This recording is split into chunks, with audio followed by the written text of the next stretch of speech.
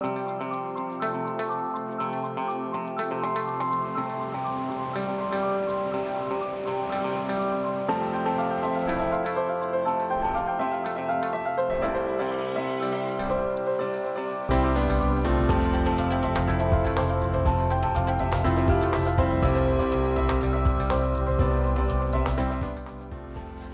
afternoon, and thanks for joining us. I'm Judy Simpson. As always, on the fourth Wednesday of the month, I'm joined by Mark LaBarr, conservation biologist for Audubon, Vermont. And today, Mark is joined by Audubon, Vermont's new executive director, David Mears. Nice to see you both. Great to be here. And Thank you. Mark, thanks a lot for bringing David with you.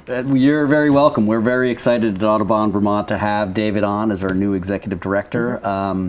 We're really looking forward to take Audubon, Vermont to the next level, and David's going to be the one that does it for us. So David, tell us a little bit about yourself. Well, thanks. Well, I live just down the street in Montpelier, and with my wife, and now empty house, and our dog Jasper. We've got 3 kids, and our youngest just went off to college. Congratulations. Thank you. So what brought you to Audubon, Vermont? Well, Audubon is an exciting organization in Vermont. It's doing important work in terms of protecting birds, but protecting birds, it turns out, isn't just about birds. It's about protecting their habitat and thinking about how they intersect with our forests and our fields and farms and our waterways and all of those great things. And those have been long-standing passions for me. And you have talked about some time you spent with your son down on the Connecticut River and doing paddles there and Lake Champlain as well. I think we have a shot of, there you are. Explorers. Yes. And now, is this your youngest, or? Yeah, that's my youngest who just went off to college, Liam. Yeah, we had a fun time. The river was a little low that summer, and we had to portage a few times, but it was a great trip. Yeah. So now you and Mark have something in common, Lake Champlain. It's true. It's true. When I was the commissioner of the Department of Environmental Conservation a few years back, I got really pulled into working with a lot of state officials and organizations trying to address the broad array of issues that affect Lake Champlain, whether it's invasive species or pollution, just a whole variety of challenges. And I just kind of fell in love with the lake. And some of the, as you mentioned, challenges, certainly, I spend time up there doing common tern work. David's going to join me for a trip and a boat ride soon. But this is something that I've seen while being out doing tern work. The runoff that happens sometimes in the spring, and of course a lot of different issues with water quality that are out there. So, well, that article, that photo of the erosion flowing, that was from the Lamoille River into Lake Champlain. That was taken right after Tropical Storm Irene had hit. And that was I had just stepped into the role as a DEC commissioner, and it was a remarkable moment for me where I really began to recognize, along with every other Vermonter, about how interconnected the way we live on the landscape is to our waters, and how much we need to care about the health of our rivers and our river systems and our lakes and ponds. Because it's more than just if you live near a body of water. No matter where you are in the watershed, it affects what happens.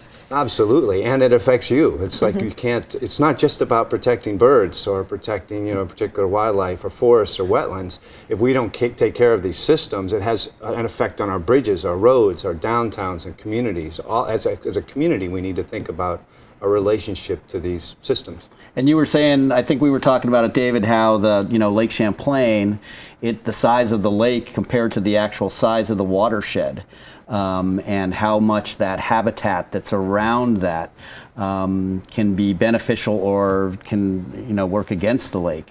And of course, Audubon, from a bird perspective, we're all about habitat and protecting that habitat. And the way that I like to look at it, we got common terns out on the lake that I work with. That's been a long time Audubon project.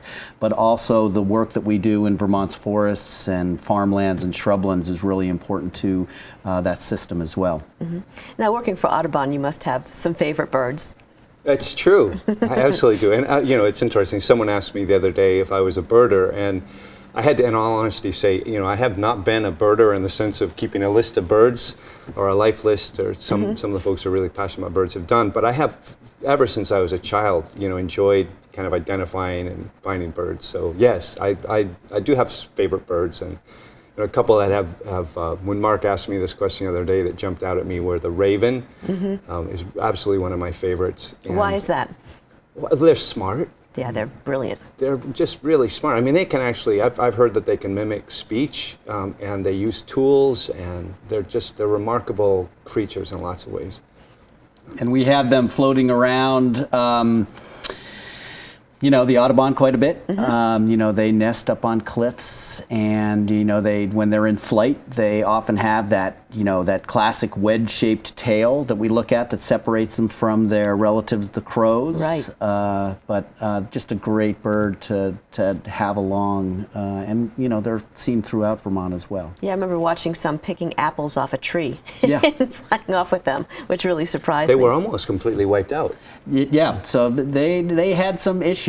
You know, crows and ravens have not necessarily been viewed as a positive thing, although in many cultures they're totems, you know, in many respects. So here in Vermont, it's great to see them, you know, actively using the state. Exactly. And I think we also have another bird you wanted to talk about. Oh, the kingfisher. Yeah. I mean, partly just because I love fishing myself, and I admire any any creature that's, you know. There's many days I've watched the kingfishers come and go with plenty of fish while I get none. But they're such a gorgeous bird. I love seeing them out That's on the amazing. water. And they are excellent anglers, I guess we could call it that. You know, as we've talked about in the past, ban birds, and occasionally we catch a kingfisher. And what's amazing about it is the size of that head and that bill when you have it in the hand. And they're just so effective at using that as a means of plucking those fish right out of the water. It is pretty amazing. And of course, the Huntington River is right there at the Audubon Center, flows right through the center. And so we have kingfishers moving up and down the river pretty much all year, except for, you know, when it freezes over in the winter. Okay, any other bird? Oh, I couldn't. I love all raptors. And, Yeah. You know, when that trip I did with my son Liam that we looked at the photo earlier was going down the Connecticut River, and I told him, you know, when we first saw bald eagle, that, you know, how rare and unusual to see bald eagles. It is, and especially when you see your first bald eagle in the wild, it's an amazing thing. It really is. And by the end of the trip, we'd seen, you know, 4 or 5 different bald eagles. And he said, Dad, I thought they were, I thought they were endangered. And I said, well, they were once, Yeah. but they're recovering. And federally, they are off the list. And right now here in Vermont, they're still state endangered, but in many respects, they've reached a lot of their listing goals to be downlisted or delisted. And I can remember starting at Audubon, and, you know, people would call in and say, I just saw an eagle. And now, literally, they, you know, along the Connecticut River, which is a big hotspot for eagles, the Champlain Valley and Lake Champlain, they are a pretty plentiful species. So it's great to see that they've recovered here in the state. And Audubon does our midwinter bird eagle surveys, which we report on usually on this program, and where we count all the birds that the eagles we can find in the state. All right, We do that for Fish and Wildlife, Vermont Fish and Wildlife. great. So we're going to go on to some IDs here. Well, we can't. You know, it is bird notes, and so you know, and David, with all of his experience at DEC and the law school, being a lawyer and all of that stuff, we really have to kind of quiz him on his. Put him on the spot. Put him on the spot and Okay. quiz him on his bird stuff. This first image is from Jim Botska. He sent this to me, and an image, you know, a bird that working for Audubon. This is one that he should become acquainted with, or at least know. Well, you gave me a great clue there with the Audubon. So that's got to be a great egret. I wasn't sure. At first I looked at it, I thought maybe it was a snowy because it's a little small. Yep. And the difference you would know, which is tough to tell here, is that they have snowy egrets have orange, yellow feet. But this is a great egret, and this is a picture taken in Shelburne Bay. People can see them all over the place, especially at the sandbar. But of course, that is the emblem that's on that, you know, is our kind of trademark for Audubon, is that great egret flying over the Audubon logo. So good, you got that. Excellent. Right, good. And now, you know, we talked a little bit about Lake Champlain, and so let's throw out this next picture and see what you can tell us what that is. All right, another great clue that it's Lake Champlain. That's a common tern. Yes. But I have to say, are there any other terns like least terns or? We Royal terns? we don't have least terns, but we do have Caspian terns, Okay. which nest on the Four Brothers, and we also have black terns, which nest up at Missisquoi National Wildlife Refuge. But this is a common tern. This is up on Popsquash Island, one of the Audubon-owned islands. You can see our little chick shelter there, which is next to it to protect it. Again, David's going to join me on a boat ride, and we'll show him the islands. The birds aren't there at this point in the year, but again, a project we've been working on, again, with the Vermont Fish and Wildlife Department for years now, and their numbers have really come back. Okay, what's next? Well, he, mentioned his liking raptors, and so I thought I'd throw this one out there and see what he thinks. I'm hoping that that's a peregrine falcon. I actually was out yesterday with one of our scientists, Margaret Fowle, and she was showing me where they nest on the cliffs, which gave me a new appreciation both for peregrines and for the people who study them. Yes. Right. Right. A lot of patience that they have just to sit there and wait. But yes, this is a peregrine falcon. Again, a theme here, Judy, as you can see. Another Audubon Vermont project that we've been working on. Margaret is our peregrine biologist, and she monitors with a host of volunteers all of the cliffs in the state annually, again, for the Fish and Wildlife Department. A great project for us. She told me it was a great success story. That we're up to like 55 pairs of peregrines in the state. So we've had numbers that have been, right at the top there, and they were delisted a couple of years back, quite a few years back now, and taken off the list. Okay, let's move along, and let's go to the woods. Okay. What about this guy? Okay, now between the black-throated, blue-headed, blue-winged, this guy, I'm guessing this is the blue-winged, black-throated warbler, or If you drop the blue wing, you'd be okay. This is a black-throated blue warbler. blue warbler. Thanks. And again, one of our priority species for our forest bird initiative. A great bird to see out in the forests, and our biologist Steve Hangbu works for that. And here's another one, a little bit brighter in the forest. Oh, that's easy. That's a scarlet tanager. Yeah, so that's that's another bird that we have in our forest that we work to manage, and then one that's really I like to look at and spend a lot of time. Let's see how you can do with this next one. Okay, I'm judging from our discussion yesterday, this is the golden-winged warbler? This is the golden-winged warbler, right. And so this is a bird of the shrublands and areas in the Champlain Valley that we work on, have been doing a lot of management with at Audubon. Good. You're doing... And this is the one, right, that you were telling me it's quite, it's becoming increasingly rare. It's been struggling to, yes. in terms of its numbers. So its numbers have been declining in the Appalachian Mountains, and until we started doing our work back in 2-3 years ago, even back in, maybe 4 years ago, we didn't realize how many we had in the Champlain Valley, and how the Champlain Valley, how important it was to the overall population of this bird. Another bird that we find in that same habitat. If you were a Brit, you would like this one. Is this the towhee? Yes. And do you know the song of the towhee?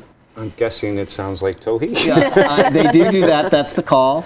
And but it goes, drink your tea. Hence my little British comment there. Got it. And then we got one last one here before we end the show. This is a bird we work with in the grasslands of Vermont. This is the bobolink. Yeah. So we help with the bobolink project. And again, that's another project that we work on. And this year, we had a great, successful year. I was going to ask you, because I know it's been growing in popularity, the farmers who want to delay their cuts and will put their grasslands into the program to delay the cuts. So about 1,000 acres Yeah. that were protected this year, with more than 1,000 fledglings we estimate that got off from these protected lands. So it's the public donating their money to help manage our grasslands for these species. So one last one. Let's see what we can do with this one.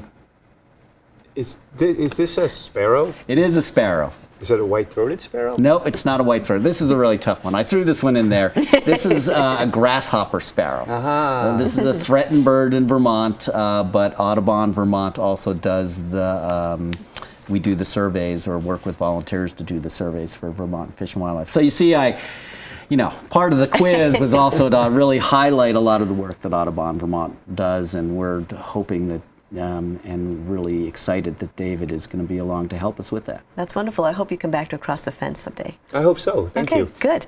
Well, if you have any bird-related questions, you can pass them along to Mark. You can write to him at Audubon, Vermont, at 255 Sherman Hollow Road in Huntington. The zip code is 05462. You can also email your questions to Mark. His email address is mlabarr@audubon.org. Send Mark your questions, and he'll try to find the answers for you on an upcoming edition of Across the Fence. Thank you. You're welcome. That's our program for today. I'm Judy Simpson. Thanks for joining us on Across the Fence.